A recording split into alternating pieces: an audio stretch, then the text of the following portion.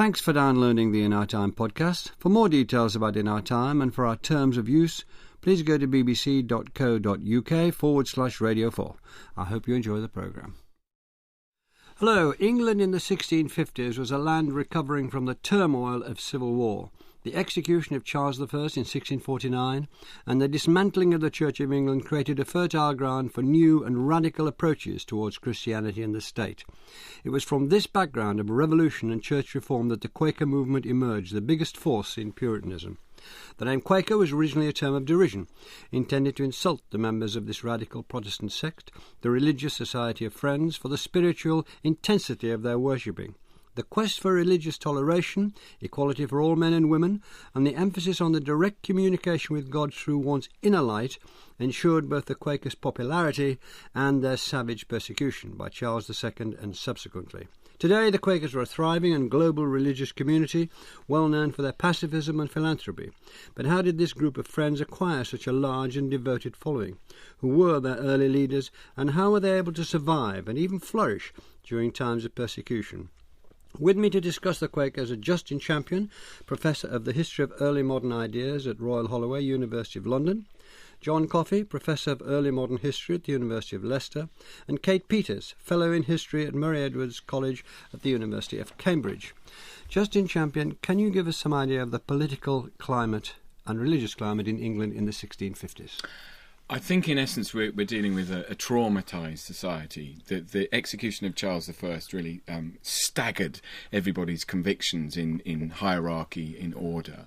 Because he was he was thought widely to be a divinely appointed king. In essence, God had been killed, and the consequence for normal accounts of religion was very, very traumatic. We also have the consequences of a very brutal and bloody civil war. Tens, if not hundreds of thousands of people had perished. So the sort of traditional forms of order had been taken away. And in every parish, one can imagine that there's a sense of loss, there's a sense of trauma, and there's a sense of apocalypse. We're probably living in end times. We can see, if we're into our numerology, we can coordinate the book of Revelation with events that are happening. So Quakerism and a lot of the other radical sectarians grow out of that sense of loss, of expectation. I think people think of the Civil War as these cocker spaniels and these chaps with funny hats, but proportionally more men were lost in that war than in the First World War in this country, weren't there? Absolutely, and I was thinking about how to convey the image of that. Baghdad and Iraq, the sort of desperate consequences of the loss of authority, and then the sort of sectarianism as a consequence of those civil wars. I don't think it's too extreme to think of the nation as one riven by fundamental division and anxiety. And there were many fundamentalist sects grew up, and we can ripple through them, but we're going to concentrate on Quakerism, which emerged as the most powerful. Can you tell us what it had, what it was against? There were the Muggletonians, the Fifth Monarchists, the Leaveners, and so on, but the Quakers. I think that the Quakers grow out of radical Puritanism, radical Calvinism, and they have scripture and they see the world around them, and they see that the two things aren't matched together. So their fundamental hostility is towards the sort of pride and hierarchy of the church, and in particular churchmen and steeple houses. So they believe you can have a closer and more perfect relationship with God without the intervention of all of these forms of hierarchy. So it's a very social objection in one sense to the black-coated priests. They may not be the established church, they may not be Anglicans, Protestants, Presbyterians, anyone who claims to have authority over somebody else's belief is the subject of their hostility. And churches themselves, steeple houses, these are sort of idolatrous buildings. So Quakers very much object to the formality of public religion in this period. And inside what you said, you're saying that anybody who was ordained and therefore thought themselves to be specially appointed by God was not to be accepted. Everybody was equal. Absolutely. And one of the sort of classic Protestant objections to Roman Catholicism is taken by Quakers to extend to anybody who claims a sort of special priesthood. Everybody is equal. Man, woman, child. And they kept driving this through, and so in the 1650s they're fighting that through still, aren't they? And this is not just simply a sort of intellectual opposition. This takes the form of active protest. Quakers will disrupt church services. They fight what they call the Lamb's War. It's their duty and their conscience to contest at every opportunity these forms of hierarchy and these forms of domination. They are the first people to object, if you like, to priestcraft. And they wreck services, and they're a fierce people. A lot of them have come out of the New Model Army and fought in the war, of course. John Coffey, George Fox is generally regarded as the founder of Quakerism. Can you tell us about him? Well, Fox comes from Leicestershire, from the village of Drayton in the Clay, which is now Fenny Drayton, which is still a place of Quaker pilgrimage. His father's a weaver, so he comes from a relatively humble background, but his father is fairly prosperous, leaves a fair bit of money to Fox in his will eventually, and is a church warden, quite a prominent man in the community. So most of the Quaker leadership come from the middling sort rather than from the ranks of the poor. The family are also godly. The neighbours call his father Righteous Christer, and his mother is proud of being descended from one of the Protestant martyrs under Mary I. So he grows up in this Puritan milieu. And he's a very serious young boy. I mean, he talks about his gravity and staidness of spirit and how he disapproves of elderly men who are wanton and light. And there's a quest for religious perfection and purity in Fox, which drives a lot of his religious pilgrimage. How is he involved in the Civil War? He's not really. I mean, some of the Quaker leaders like James Naylor spend years in the New Model Army. Fox avoids it, but in 1643, a year after the war is broken out, he leaves his home, he packs his bags, and he goes on a kind of religious pilgrimage. He goes to London, he travels around the East Midlands. Everywhere he goes, he seeks out the company of the godly, he meets Baptists, he pours out his soul to Puritan pastors, but he gradually becomes disillusioned with the Puritan clergy. One of them gets very upset when he steps on his flower bed, and another tells him to lighten up and to take tobacco and sing psalms. And he claims that his own local parish minister recycles some of his conversational material in Sunday sermons.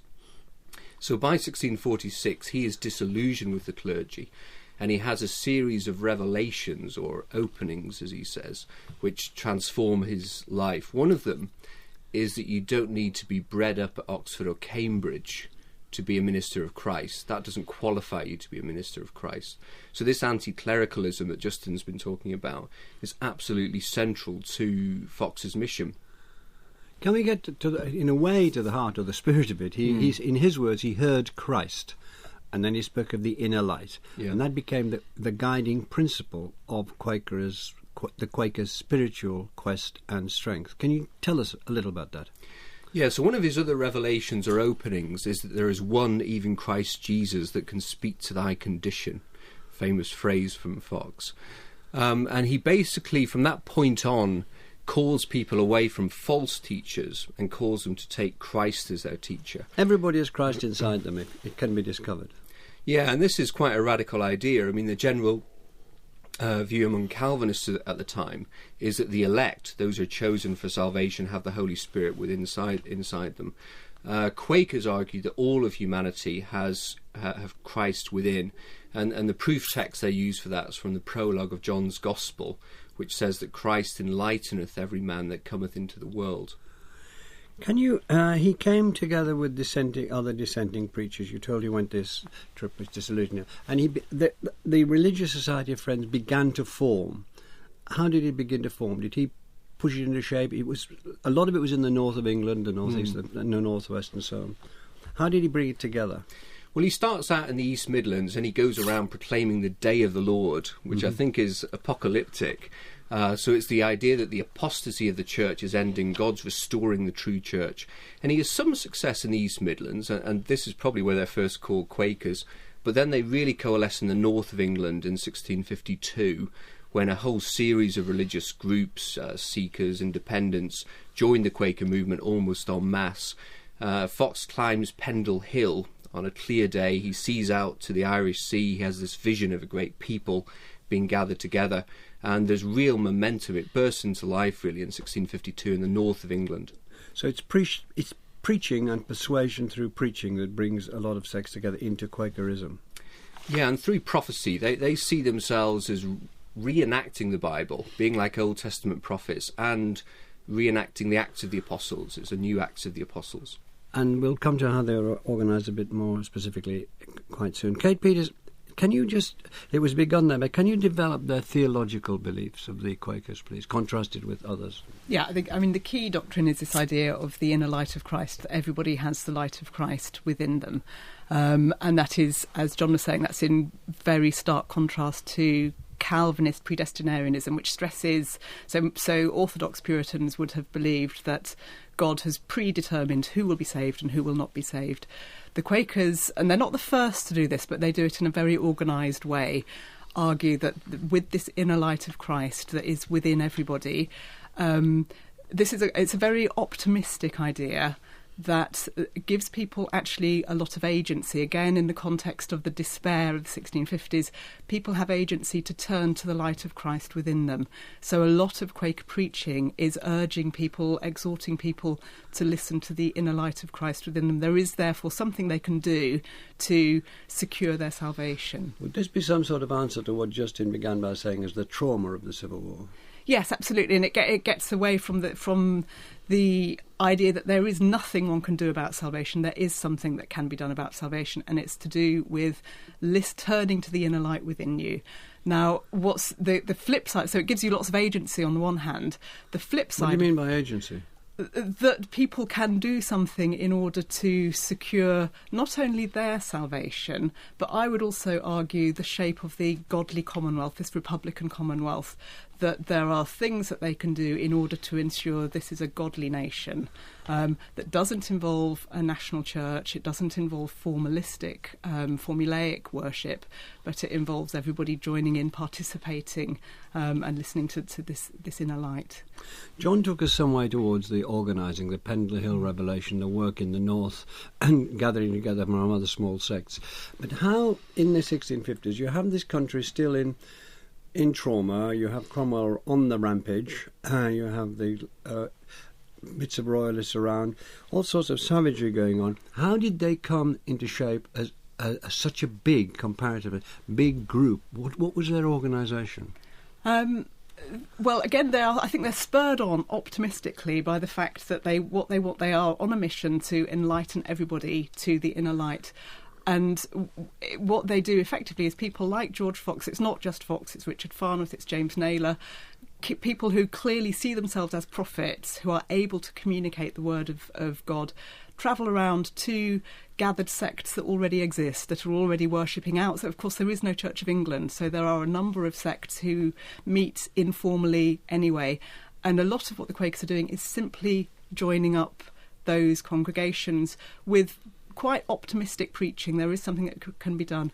What's the thing I think is interesting about the Quakers is because it doesn't happen in London, it happens in the north of England.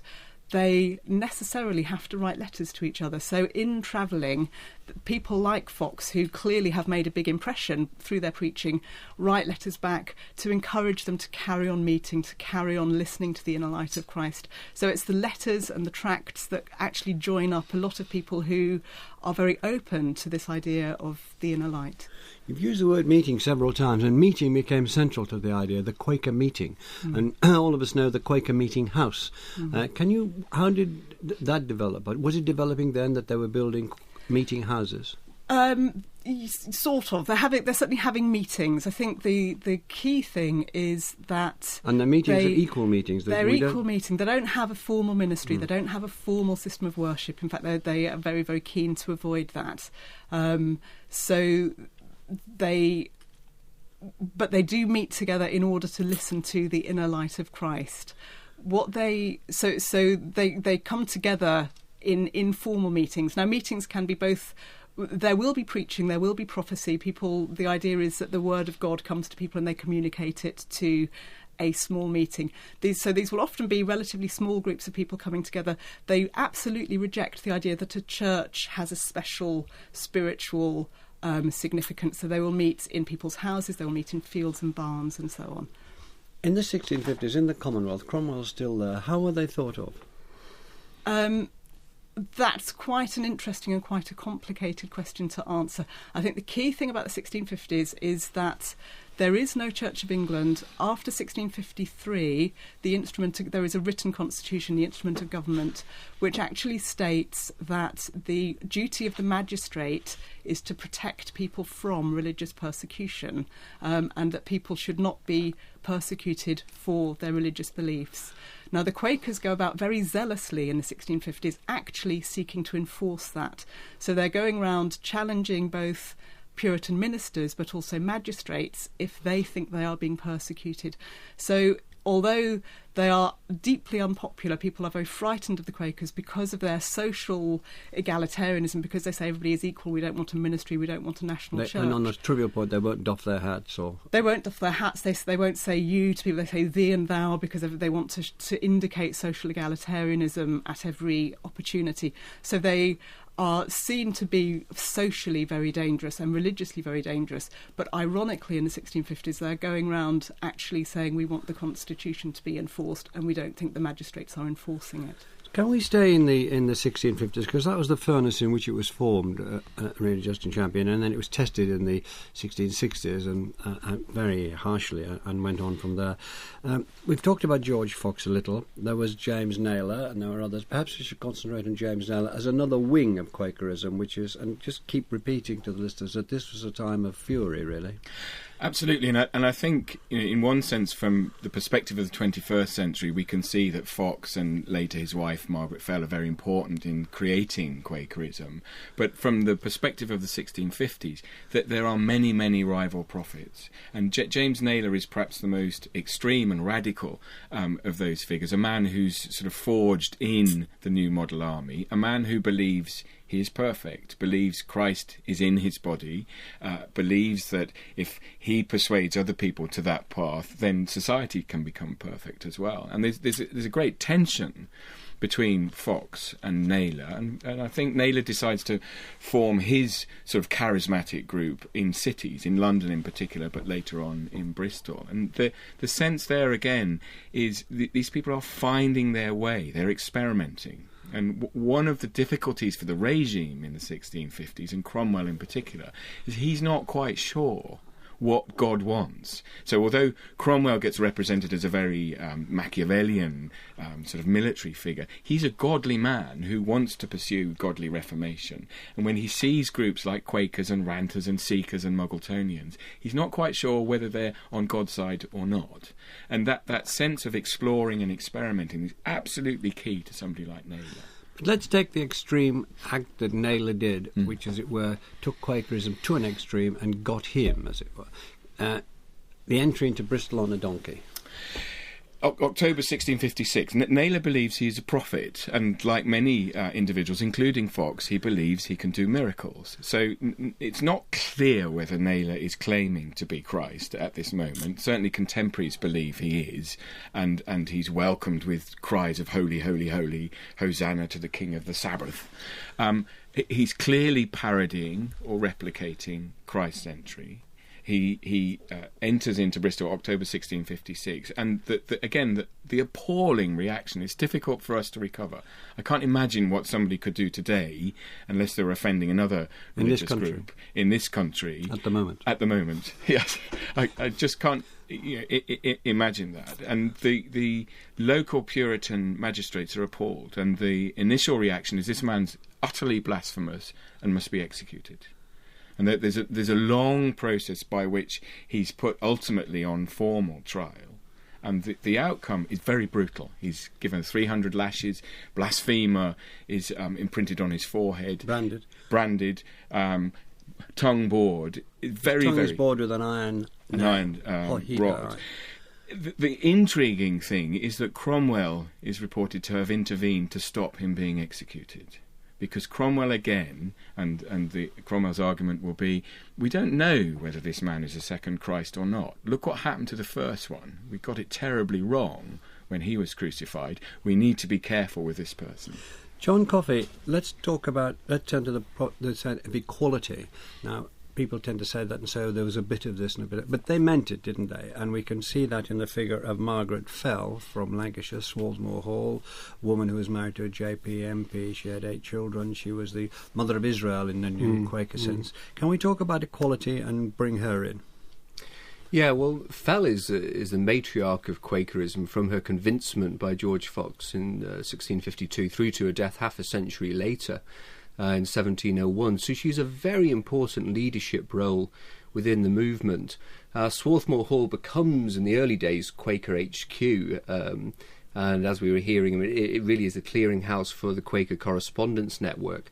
Can I pause one second? Again, it's useful to stress for listeners the degree of literacy among the Quakers and the number of records that you all have, you scholars. Yeah, I mean, they're fantastic record keepers, and this is one of the reasons historians like them and have written so many books about them. But Fell is very literate. She publishes many pamphlets herself. She writes official declarations sometimes for the Quakers. She also writes to magistrates. She writes to Cromwell and Charles II in support of the Quakers. But are we talking about real equality? She can preach, she can do everything men can do. It isn't tokenism, is it? It isn't tokenism. They do, I think, still think of the family largely in patriarchal terms. The Swarthmore Hall is an interesting example because, in a sense, it's Margaret Fell who runs Swarthmore Hall. She's convinced by Fox when her husband is away on a business trip. He comes back and discovers the entire household's converted to Quakerism. He never does, but he nevertheless sympathises with them and protects them. But she's very much running the show. And she's very active in terms of organisation of the movement. And of course, Quaker women are given much greater scope than they are in other religious groups at the time. For instance? Well, about half of women's publications in the 1650s are by Quakers. So many Quaker women are writing pamphlets. They're involved a lot in petitioning, but particularly in prophesying. So Quaker women are itinerant ministers who travel around the country and prophesy. You get 2 Quaker women, for example, who go to Cambridge. They get in an argument with the students at Sidney Sussex College because they call it a synagogue of Satan. The students are not very happy about this and throw stones at them, and the women are whipped for their pains. And perhaps more remarkably, Quaker women travel well beyond England itself. So they go on missions to the Caribbean, to Barbados. One Quaker woman is hanged in Boston, and perhaps most... For what? Well, they're hanged essentially for being Quakers, but they've been banished, and the banishment order says that if they return, they will be hanged. So Mary Dyer is hanged in 1660. There aren't any Quakers executed in England. It happens in New England, though many Quakers do die in jail. But perhaps the most remarkable illustration of the ambition and the drive of Quaker women is the case of Mary Fisher, who travels very widely. And she goes on a mission to Turkey, where she actually manages to gain an audience with the Ottoman Sultan, Muhammad IV. And through an interpreter, she gives him a message, as she says, from the great God to the great Turk. And they have quite an amicable conversation. He asks her what she thinks of Muhammad. She says she doesn't know much about Muhammad, but she believes Christ is the light of the world. And she says that the great Turk was very noble unto me. Kate Peters, we're still in the 1650s. That is where it's all formed. And the authorities, as Justin has indicated, are very strongly against these Quakers, even though the authorities are Cromwellian in a sense. These people are very dangerous. Can you give us some instances of the way the magistrates felt tested by the power of the Quaker movement? Well, I mean, I think the Quakers are setting out to test the magistrates, so I think they are certainly provoking confrontations with them, and the way they do it is actually through... I think the way to understand the Quakers is actually to think about this as an episode within a long Reformation. They are having an argument about the role of government, the state, the national church, and how it should be regulated. So very often Quakers will go and address a preaching minister, and say, by what authority do you preach? And it's at the point where the magistrate then will arrest them perhaps for disturbing the peace, that they then say, and what is your legitimacy as a magistrate to prevent my speaking? They're very, very knowledgeable legally. John was talking about Margaret Fell and gender relationships. What's quite interesting about Margaret Fell is, of course, she's married to Thomas Fell, who is a judge. They've got actually very good legal advice, and one of their techniques is, as they travel around the country, they interrupt preaching. They do so in a legal way, if they are, and they will read out the laws which indicate that they have a right to interrupt sermon, or that they have not interrupted a sermon. They always wait until the sermon has finished, because legally that is allowed. So they carry with them bits of legislation. They read out laws when they're in courthouses being prosecuted. So they've got very, very good legal advice across the country, into London, into Lancashire.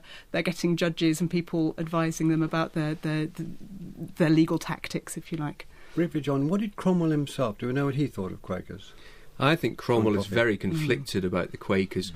On the one hand, he has a reputation as a protector of the sects. In the New Model Army, he's encouraged the Baptists, he's encouraged lay preaching.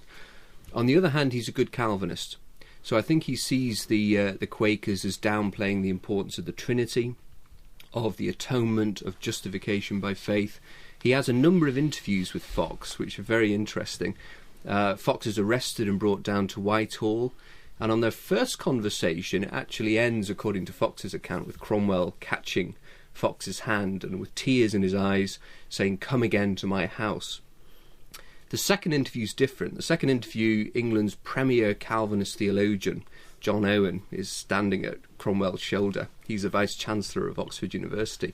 And Cromwell really goes for Fox on the doctrine of the inner light, saying the inner light is just a natural light. It's not going to save you. You need a supernatural light from outside. In other words, you need to be one of the elect. So they have a interesting relationship. When Cromwell, at the Restoration, Cromwell's body is disinterred and he's hanged. The corpse is hanged at Tyburn, and Fox says that he goes along and sees it, and he says this is God's judgment on Cromwell for not abolishing tithes. Finally, before we leave the 1650s, which is hard to leave because so much is going on, Justin Champion, can you just put the Quakers in the context of other such groups, as it were, who were fermenting away here before we hit the 1660s, return of Charles II, then all hell breaks loose again? I think that the first thing to say is that Quakers are probably the biggest sectarian group, but they're one part of a spectrum that Christopher Hill famously wrote about in The World Turned Upside Down. So this is a period of absolute religious experimentalism. At the far-flung right or left wing, one might have a group like the Ranters, if they existed, who really seek perfection through sin, in one sense. They believe God is within them, God has preordained everything, so the greater the sin, the greater the godliness. This is appalling to most sort of organised society. But there are other groups, Seekers, Muggletonians, who developed much more in the 1660s. And we need to think of an age... Levellers. The Levellers and the Diggers and the True Diggers, and there's a wonderful, if depressing book written by a nasty Presbyterian called Thomas Edwards, called Gangrena, that gives a list of the hundreds of peculiar sectarians that he spots in the body politic, rotting away sort of godly society.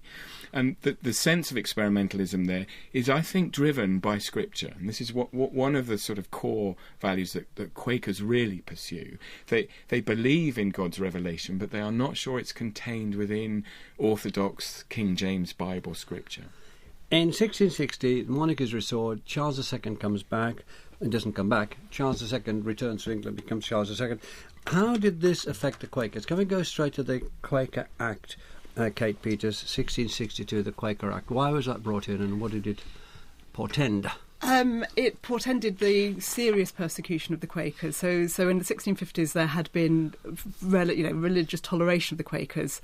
1662, there is an Act of Uniformity which says everybody has to belong to the Church of England, and there is an additional Quaker, this so-called Quaker Act, which gets at Quakers in two ways. One is the thing that Quakers don't like doing, this is part of the inner light, is they don't like swearing oaths, because their argument would be that whenever they speak the truth. They don't have to have a special moment of oath in which the truth comes out, because all of their utterances are truthful. So they will not swear oaths. Now, at the Restoration, people need to swear an oath of allegiance to the king, and the Quakers won't do that on grounds of conscience. That's very worrying to the authorities, precisely because the Quakers have been part of republicanism in the 1650s. They've been part of the New Model Army. So for the authorities, they see the Quakers as potentially having the potential to be involved in armed insurrection. So they won't swear oaths of allegiance. The Quaker Act also fines people for attending Quaker meetings. So any meeting of 5 Quakers or more makes you liable to a fine. John Coffey, there was a brilliant manoeuvre, really, in this, by George Fox, to regroup and realign the Quakers, these fierce, aggressive men and women who'd been in the Civil War and fought their cause very strongly, as we've heard, in the 1650s. Can you tell us what Fox did? He wrote something called the Peace Testimony. How did that, as it were, set out to change and protect them?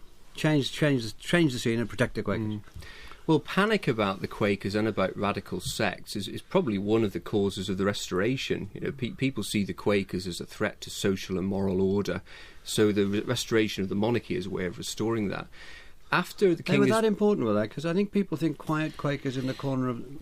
They weren't quite. They were noisy in the 1650s, and characteristically, Quakers have had an influence out of all proportion to their numbers from the 1650s, I think, up to the present day. The other problem is that in the wake of the Restoration, a madcap millenarian, Thomas Venner, goes on the rampage with some followers around London for several days. Quite a number of people are killed, and that causes a great panic about the Quakers. Although the Quakers are not directly involved, thousands of them are incarcerated. So the peace testimony is issued at that point to make it quite clear that they reject bloody principles.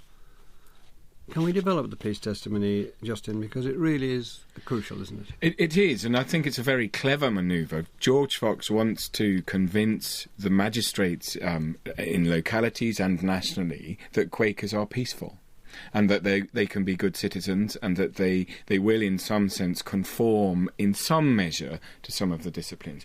What also happens is that the Quakers are absolutely insistent on pursuing their own conscience, though. So what they are prepared to do is suffer the consequences, and we get the creation of the books of suffrage that describe suffering that describe their sufferings way back into the 1650s, and these are tremendous propaganda tools in one sense, and they're tremendous historical sources for all of us to reconstruct the, again, brutality that was subjected on that community. You know, the Quaker Act of 62, the Conventicle Acts of 64 and 1670, described by Marvell as the quintessence of arbitrary malice, really try and impose an iron cage of Anglican discipline on these communities, and they suffer. We talk about whippings, we're talking about imprisonment, we're talking about serious. Quickly, John, then I want to come to Kate Peters. I mean, even their critics admire them. Richard Baxter, the Presbyterian who has no time for Quakers, gives them credit for their bravery in the Restoration. They take the brunt of the persecution. They distract Can we just tell the listeners what the persecution, what it was? Kate, do you want to talk about that? It's thousands of Quakers in prison, so it's a variety of quite interesting and quite pernicious persecution. So at the extreme end, they will be imprisoned. One of the reasons we know that we prioritise George Fox in Quaker historiography is so many of the other leaders actually die in prison by about 1666. Most of them are dead through incarceration. But I think much as well as that, there is the pernicious persecution that goes with their refusal to swear oaths. Actually means that they can't get credit. It means that they can't hold offices in their local communities. So they are impeded as tradesmen, which is very important to Quakers. So they suffer financially as well as through incarceration. Justin, I know you want to come in, but could you also answer, how did they fight back? Because these people weren't people who gave up, were they? No, they weren't. And I was just simply going to say that we need to think of really very brutal violence, very often popular violence, meted out against the persons. What do you mean by popular violence? Crowds would gather outside meeting houses. They'd destroy meeting houses. They'd stone Quakers on the way to their meeting houses. So it's very brutal and spontaneous at times. Right the way through into the 18th century, there are still records of Quaker meeting houses being stoned by Anglican crowds in the 1730s. Quakers, though, are clever. In the urban environment of metropolitan London, where the persecutors have actually organised newspapers and gangs of informers to try and ensnare them, Quakers will use all sorts of tactics, preaching through the window of one house into a meeting in another. So you can say, well, we're just two separate houses, collapsing their houses, having their own list of informers. Collapsing their houses being actually like tents. Absolutely. These houses were designed to protect in cases of fire, so if you hear the constables on the way to arrest the Quakers, just pull the plug, house collapse, can't have been a meeting. So they're very creative and imaginative, but they had to be.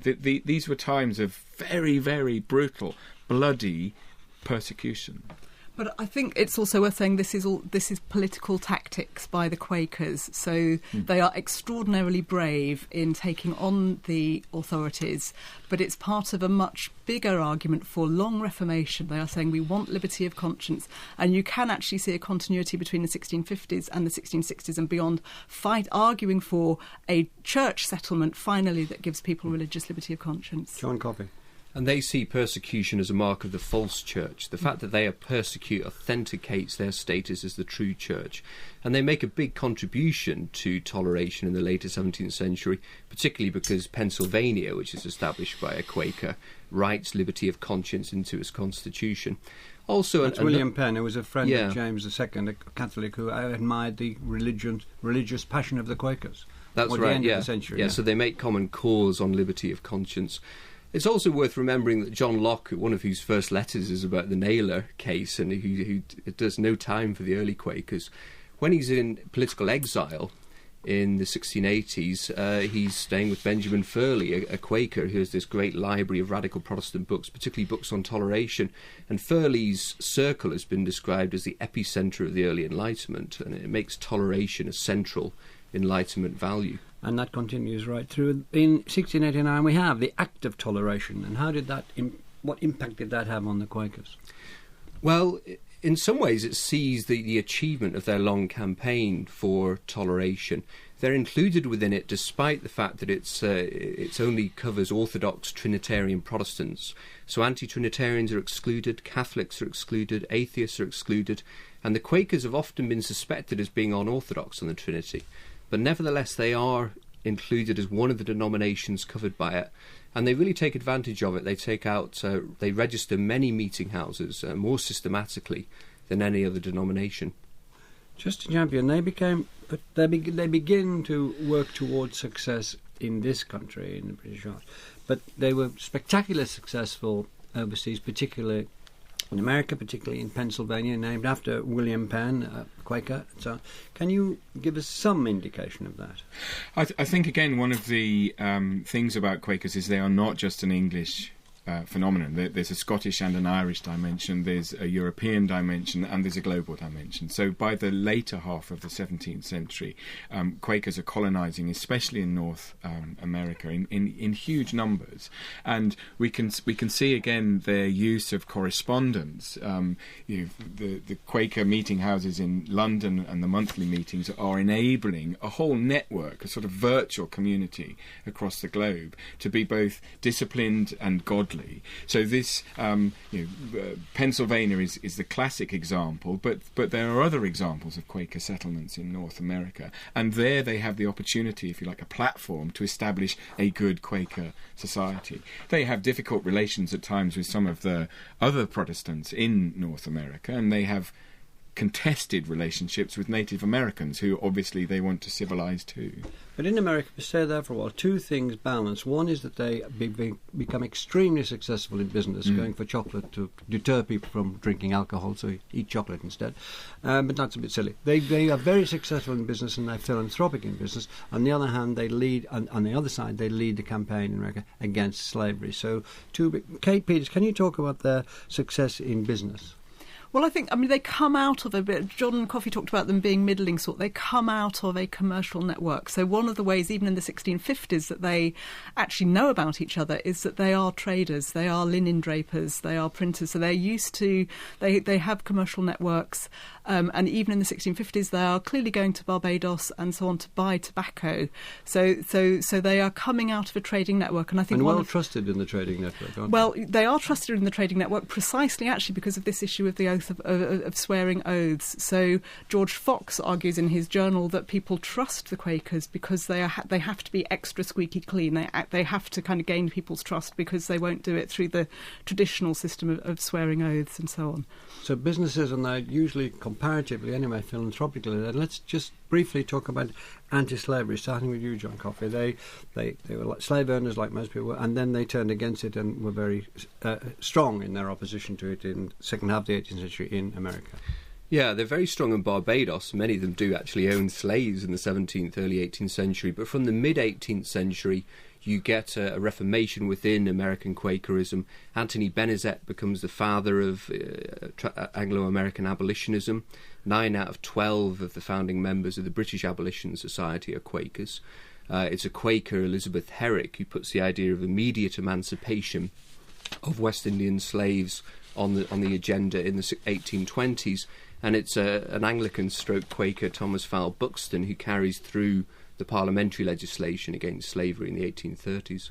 So, Justin Champion, what is the result? What would you say is the lasting influence, impact of Quakerism in the English-speaking world? I think it's their commitment first to equality, but also to personal conviction. This model we have today, that as individuals we need to have a set of beliefs and we need to hold them sincerely and be prepared to defend them, I think can be traceable to that Quaker conviction in the 1650s that you will put your life on the line, that you have the possibility to be godly and good, to be optimistic. And I think it's a sacred principle in the end that comes out of that tradition. John mentioned the Enlightenment, but some of those early Quakers are friends with Spinoza. They recognise that there is a rationality in human beings that is optimistic, and if we use that rationality and defend it, we will have a good society.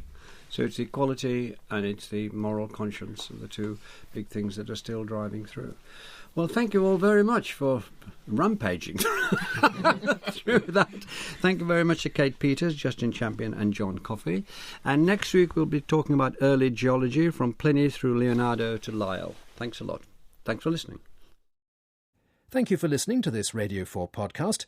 If you've enjoyed it, you might like to try others like it, such as Start the Week or Thinking Aloud, which are both available from the Radio 4 website.